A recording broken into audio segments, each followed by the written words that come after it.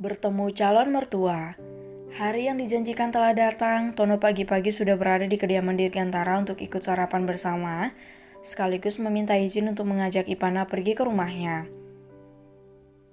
Sementara Padri memasang siaga satu agar Sapira tidak mendekat ke arah Tono dan mengulangi kejadian yang sama. Sayang, ucap Sapira geram.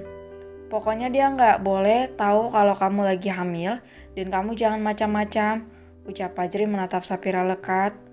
Tapi aku nggak akan macam-macam, Mas. Ya Tuhan, kenapa kau memiliki suami yang sangat pecemburu? Jerit Sapira. Itu resiko kamu sayang, pokoknya pagi ini kita sarapan di kamar, ucap Padri. Terserah kamu Mas, aku capek, ucap Sapira duduk di atas ranjangnya. Sementara di bawah Tono tengah berbicara dengan Irfan yang terlihat sedikit keberatan dengan permintaan pria tampan itu.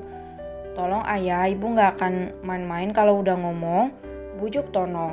Tapi ini terlalu cepat nak, ucap ayah. Hanya berkenalan saja ayah, kali ini saja, ucap Tono memohon.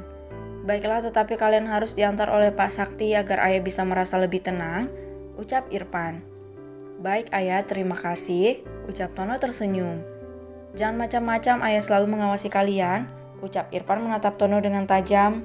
Mereka segera pergi menuju meja makan karena semua hidangan sudah tertata dengan rapi. Hati-hati nanti di jalan ya, sampaikan juga salam bunda untuk ibumu, ucap Pajira tersenyum. Iya bunda, nanti Tono sampaikan, ucap Tono tersenyum. Ipana turun menggunakan tangga dan terlihat sangat anggun dan begitu cantik dengan sebuah tas yang berisi beberapa pakaian dan perlengkapannya. Ipana berjalan menuju meja makan dan diikuti sarapan bersama. Abang dan kakak mana bunda? Tanya Ipana. Mereka sarapan di atas sayang, ucap Pajira tersenyum. Tumben, ucap Ipana mengedikkan bahunya. Hai sayang, sapa Ipana kepada dua bocil yang menggemaskan itu sambil mengecup mereka hingga puas secara bergantian. Hal itu membuat Tono merasa juga ingin dikecup. Nana mau pergi kemana? Tanya Naila. Nana mau pergi sama Uncle Tono sayang, ucap Ipana tersenyum. Ikut, ucap Naila dan Naren bersamaan. Nana bukan pergi main sayang, Nana pergi kerja. Mau nunggu Nana kerja? Tanya Ipana. Nggak mau, Nana kalau kerja seperti opa seram, ucap Naila bergidik. Irfan hanya bisa terkekeh sambil menatap cucunya. Masih mau ikut? Tanya Ipana. Gak jadi, tapi Nana harus ajak kami jalan-jalan, ucap Naren berbinar. Deal, ucap Ipana mengedipkan matanya. Ayah, apa boleh Dede pergi sama Tono? Tanya Ipana. Boleh sayang, tapi diantar sama Pak Sakti ya, jangan terlalu malam pulangnya, ucap Irfan tersenyum. Terima kasih ayah, ucap Ipana tersenyum. Hati-hati nanti di jalan sayang, bunda sudah membuat beberapa kue untuk buat tangan kamu dan sudah ada di dalam mobil, ucap Pajira.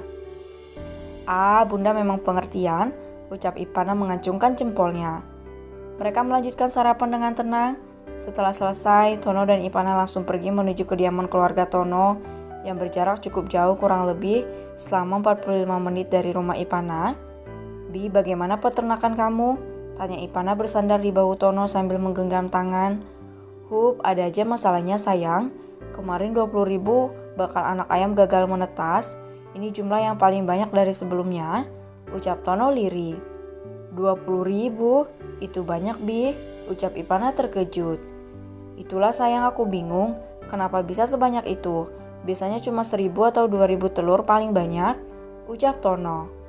Terus gimana, sudah kamu telusuri penyebabnya? Tanya Ipana. Sudah sayang, sebagian lampu untuk menghangatkan telurnya sempat mati makanya bisa seperti itu, ucap Tono. Terus gimana? Tanya Ipana. Ia harus terima risiko aku rugi hampir mencapai 1 miliar, ucap Tono. Besok jangan teledor lagi ya, itu uangnya cukup banyak. Pasti harga ayam akan mahal besok, ucap Ipana tersenyum.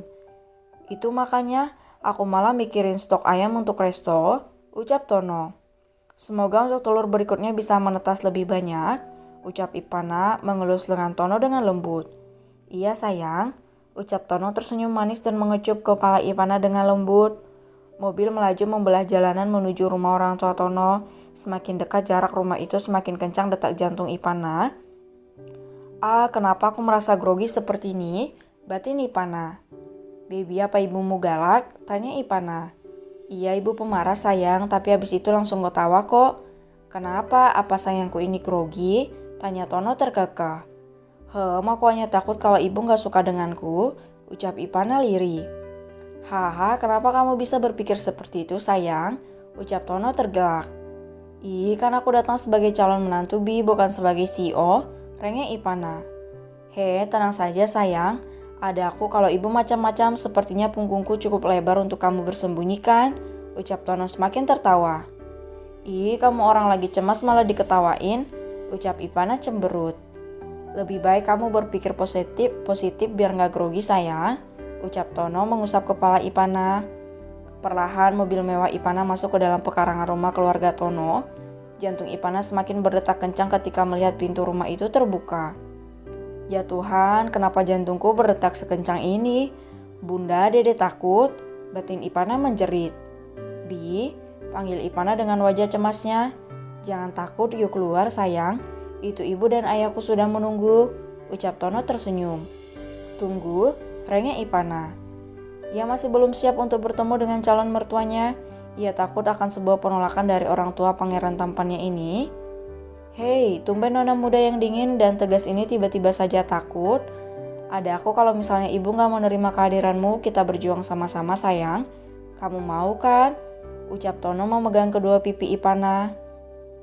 Iya, jangan tinggalkan aku sendiri nanti, rengek Ipana. Iya sayang, yuk kita turun, ajak Tono. Ia memakai topi dan maskernya seperti biasa. Tono sudah turun dari mobil dan menyambut tangan Ipana. Ia menggenggam tangan yang mulai terasa lembab dan dingin itu dengan lembut. Ini Nona, ucap Pak Sakti menyerahkan sebuah kue sebagai simbol buah tangan sebelum ia mengeluarkan semuanya. Ipana menerima bingkisan itu tanpa menjawab ucapan Pak Sakti. Bahkan ia menunduk karena sedikit takut melihat wajah sangar dari calon mertuanya. Bi, seru Ipana. Gak apa-apa sayang, yuk hati-hati jalannya, ucap Tono tersenyum manis. Mereka berjalan dengan perlahan menuju pintu utama di mana ibu, ayah, dan adik Tono sudah menanti kedatangannya. Ibu, ayah, abang membawa calon istri, ucap Tono tersenyum. Kenapa wajahnya ditutup? Tanya ibu membuat mata Ipana melotot. Glek. Ya Tuhan, kenapa aku jadi penakut seperti ini? Ayo Ipana, Bunda bilang jika kita bersikap baik maka ibu mertua juga akan baik. Jika mereka ketus dan pemarah harus tetap berbuat baik, batin Ipana. Ia mengangkat kepalanya dengan berani menatap ibu Tono. Mata tajamnya bertemu dengan mata nyala wanita parubaya itu. Ternyata tidak semenakutkan itu. Batin Ipana mulai bisa menguasai dirinya. Selamat pagi menjelang siang ayah, ibu, dan kakak, sapa Ipana. Kita masuk dulu yuk, ajak Tono yang melihat keadaan sekitar sudah ramai karena masyarakat yang ingin tahu. Mereka segera masuk ke dalam rumah dan duduk di ruang tamu. Hening, keluarga Tono menatap Ipana dari bawah sampai ke atas. Kenapa masih menggunakan masker nak? Tanya ibu mengernyit. Apa ibu sudah siap untuk melihat wajah calon menantu ibu? Tanya Tono tersenyum. Ya ibu sudah siap, bukalah nak, ucap ibu mengernyit. Siapa betul perempuan ini sampai harus segitunya? Batin ibu. Perlahan Ipana membuka topi yang ia pakai. Rambut panjang indah dan hitam berkilau membuat siapa saja terpesona melihatnya. 1, 2, 3. Ipana membuka masker yang tengah ia pakai. Terpampanglah wajah indah Mbak Bidadari di hadapan keluarga Tono. Dek, mereka terkejut bukan main siapa yang tengah dibawa oleh Tono pagi hari ini. Ipana hanya bisa menampilkan senyumnya yang begitu manis dengan wajah yang merona. Hai, ayah, ibu, kakak.